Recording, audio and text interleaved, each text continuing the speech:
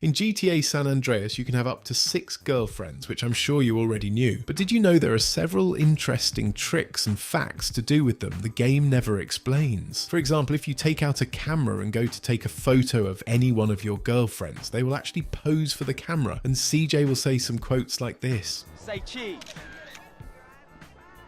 Look this way and smile. Come on, cheese.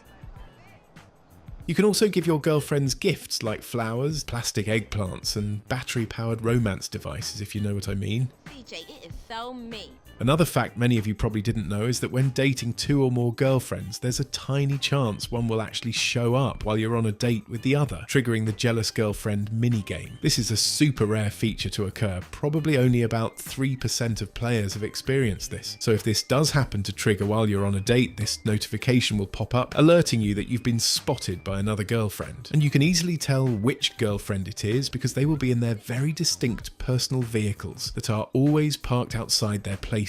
Basically, the objective is to get as far away from the girlfriend chasing you in order to lose her. However, if she manages to get too close, you will fail the minigame, leading to a cutscene and an abrupt end to the date you were already on, resulting in a big chunk of progress being lost with both girlfriends. Who's this bitch?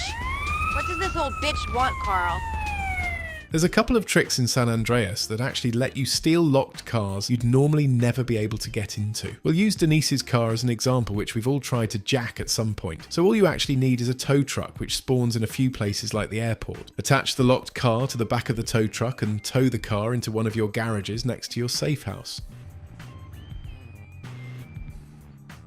As soon as you let the garage door close and open, the car will be fully unlocked and you are free to drive it. Over near Fort Carson and Area 69, there's a bar called Lil Probe Inn, also known by the community as the UFO Bar. Inside, there are exactly 69 pictures on the wall, each one supposedly linked to real-life UFO sightings.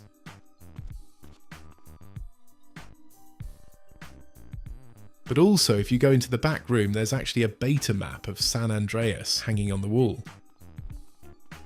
Grandpa's taking me hiking this week. It's a leftover from the development phase, and it actually shows some layout differences compared to the final game. In Las Venturas, you can find the largest airplane in all of San Andreas, called the AT-400. It's a full-on commercial jetliner, and it only spawns in one location, inside this ginormous hangar at the Las Venturas airport. And even then, it doesn't always show up. The only way to board this thing is on an elevated platform, which is probably why this is the only place it can spawn. It's a pretty amazing detail that Rockstar made this hangar specifically for this plane.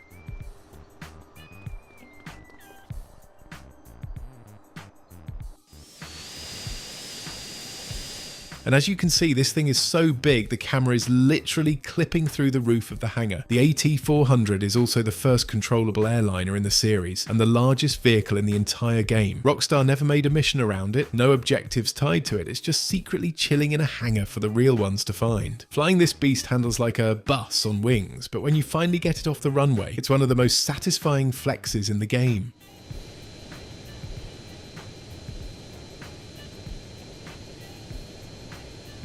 In the mission reuniting the families, your car smashes through this sprunk billboard, which will remain broken permanently from after this point. But did you know the billboard can actually be destroyed before the mission too? So as you can see here, there are cracks in the billboard outlining where it will be destroyed later on. All you need to break it are some explosives like grenades or a rocket launcher. If you save the game after you do this, the billboard will actually stay destroyed until reuniting the families, where it will reset just for that mission. You probably didn't know that when you're holding a camera and have a Grove Street families member recruited, you can actually ask them to take a photo of CJ. Hey, excuse me, would you take my picture? All you have to do is recruit one of your homies like normal, then stand in front of them while holding the camera. If you're positioned correctly, you'll get a prompt to press L1. CJ will hand over the camera, and pressing L1 again will make your homie take the photo. Man, you look clean, dog. What's happening, man? Hey, blaze that fat. Similar to CJ's girlfriends, the homies will actually pose for the camera as well, throwing up gang signs. I love shooting people with the camera, though. On the PS2 version, the pictures are just taken and you never actually get to see them. But if you're on PC, every photo CJ takes, including ones snapped by his homies, are saved as a JPEG file in your documents where your save files are located.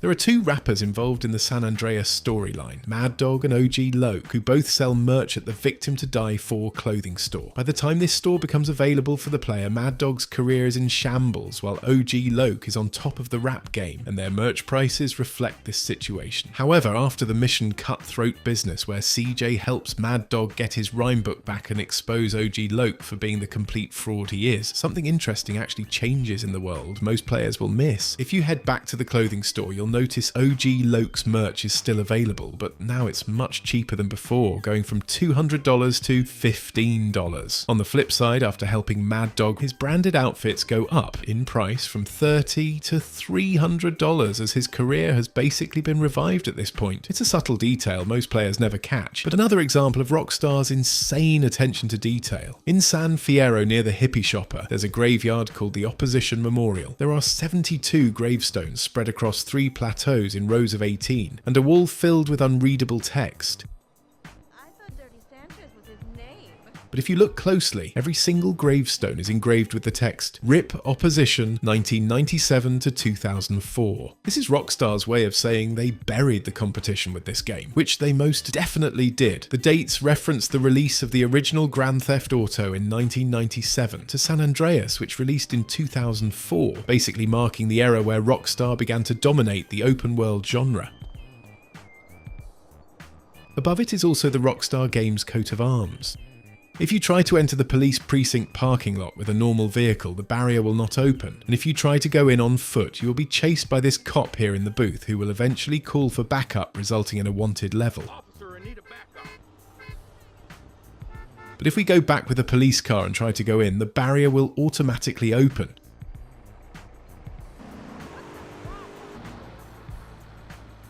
You also get access to this massive underground parking garage, which actually has a lot going on down there.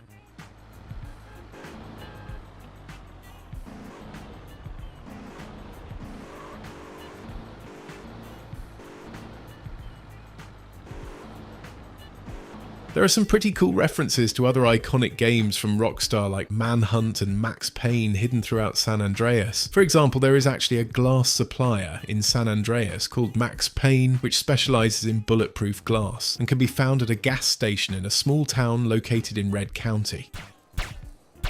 You might remember this glass from the mission called Tanker Commander, where CJ and Catalina steal a fuel tanker truck. This here is bulletproof glass.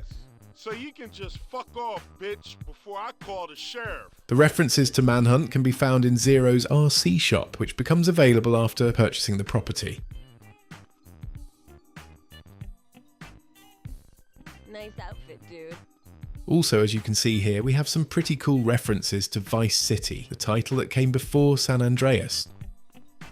The Gant Bridge is the largest bridge in San Andreas, connecting San Fierro with Las Venturas, and is a famous landmark of San Fierro. But did you know its surroundings contain several Easter eggs? So near the bridge there's this Gant Bridge Visitor Centre, and inside you can find a sign listing out a bunch of oddly specific facts about the bridge. According to the sign, the bridge is 159.7 metres long, 60.3 metres above sea level, built from 15,000 polygons including LODs, has a 600 metre draw distance, uses 11 textures and takes up 1.27 megabytes of disk space. And if we go back down here, there's also an actual piece of cable on display with a little plaque next to it that has some humorous remarks. And that's just a handful of the stuff you probably never knew about GTA San Andreas. But wait, before you go, don't forget to subscribe, because clearly you enjoyed the video if you made it this far, and I'm going to be making a lot more videos just like this one. If you learned something new, drop a like and let me know which one surprised you the most. And if there's any secrets or details you think should have made the list, throw it in the comments. Thanks for watching, and I'll see you in the next one.